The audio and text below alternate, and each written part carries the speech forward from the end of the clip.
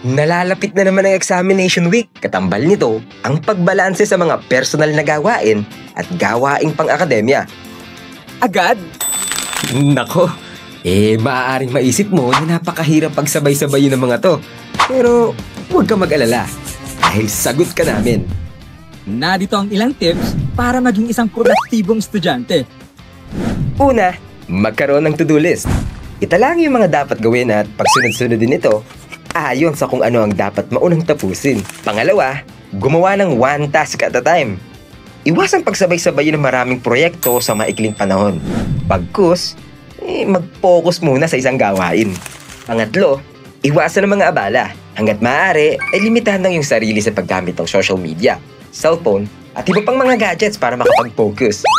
Makakatulong ito na mabawasan ang iyong oras sa screen at matapos ang iyong mga gawain.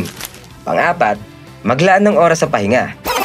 Huminto muna saglit para bigyan ang iyong utak ng pagkakataon mag-recharge. Ang pagpapahinga ay nakakatulong sa pagpapanatili ng iyong enerhiya at konsentrasyon.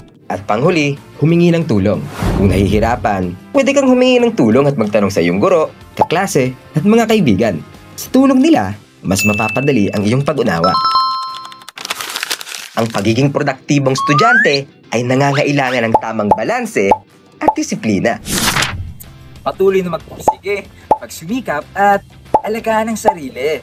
Tandaan, ang bawat hakbang sa pagiging mas produktibo ay hakbang patungo sa matagumpay na school year.